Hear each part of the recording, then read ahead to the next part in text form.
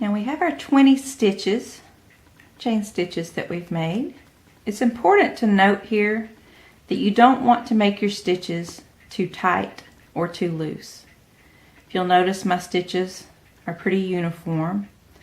Don't be discouraged if yours don't look that way in the beginning. Mine definitely did not look that way when I got started. If you're going to err, it's better to err on being too loose. Too loose is much easier to work with than too tight. It's very important that you do not make your stitches too tight, because you are not going to be able to work with your stitches if they're too tight. So if your chain is not loose enough, if it's really tight, you're going to need to pull your work back out, and you just simply take your hook out, and if you'll pull that string, all these stitches will come back out. So if you've got your chain too tight, you can stop the video now and go back and rework your stitches and make them a little looser. But we're going to press on. We're going to learn about the single crochet now. When you do your next row, the way you build on this foundation chain, we have our chain going this way when we make it.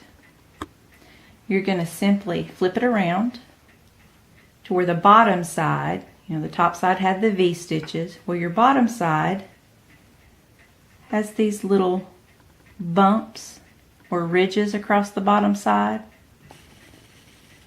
That's what you're going to work in.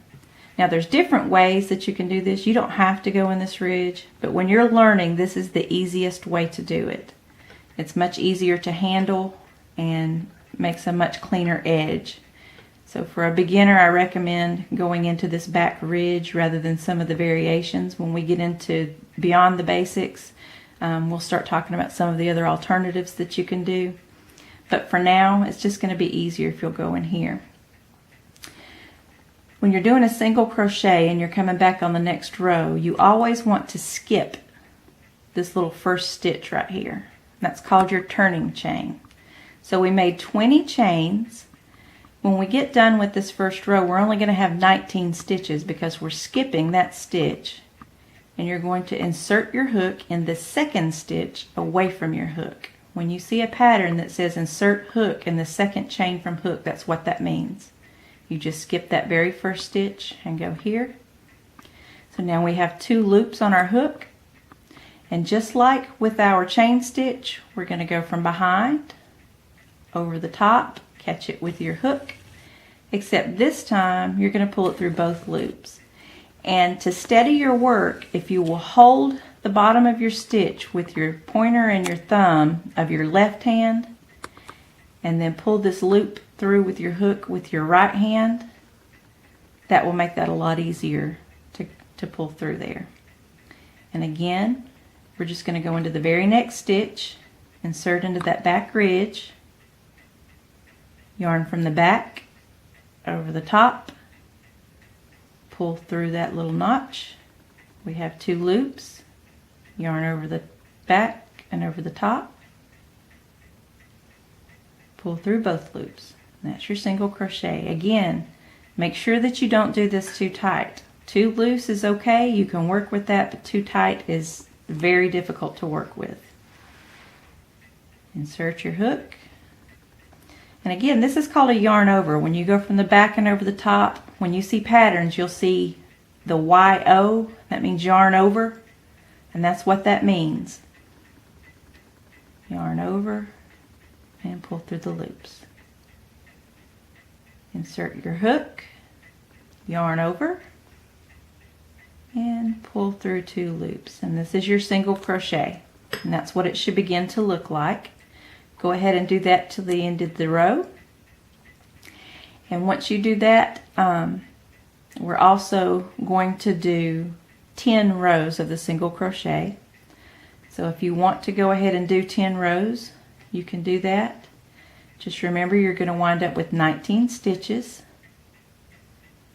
working to the end. Don't be concerned about speed right now. Your biggest concern right now needs to be the tension on your yarn. You don't want to hold your hook really tight, because if you do, it's going to be difficult to work with. You want to just let it kind of rest in your hand. Same thing with your yarn.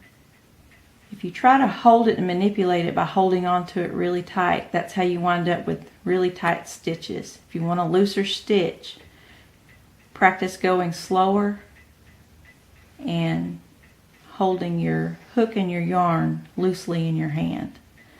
Not only will it make it easier to crochet, you'll also find that your hands will get tired and begin to hurt when you hold your yarn and your hook so tightly. It can make your wrists and your hands begin to hurt. If your hands are hurting, you're holding something too tight. But you just want to work all the way to the end. And then I want to just show you how to turn your work so that you can do your 10 rows of single crochet for some practice. And once you do your 10 rows, we'll learn the next stitch. You can see I'm in my last stitch here, and it's time to turn. This is what your single crochet row will look like. You're just going to do like we did before. Your hook is in your right hand. You're going to flip your work around where it's going in the direction to the left. You want to make a chain, just like we made those chain stitches in the beginning. Now you want to make a chain here on the end of this row. That's your turning chain. And we're not going to put the hook in our turning chain. Remember, we always have that chain for our turning chain, and we always insert our hook into the second stitch away from the hook. So there's our chain. And it's actually the first stitch of the row, but it's the second stitch from our hook. So our chain and our stitch. Also here, you'll notice we have our V's on top. You want to go through both of those loops of your V. Don't go through just one. Now there's other patterns that will show you to go into just one or the other. But for our purposes as a beginner, we want to make sure we go through both loops because it makes it easier to handle. When we get into Beyond Basics, I'll show you some different variations that creates a different look. But for now, we're just doing the basic single crochet. So you're going to insert it into your V, yarn over, bring up a loop, and yarn over and bring through both loops to begin your next row of single crochet. And I cannot stress enough not doing this too tightly. It really needs to be loose. Too loose is always better. But that's what it'll begin to look like, and that is your single crochet.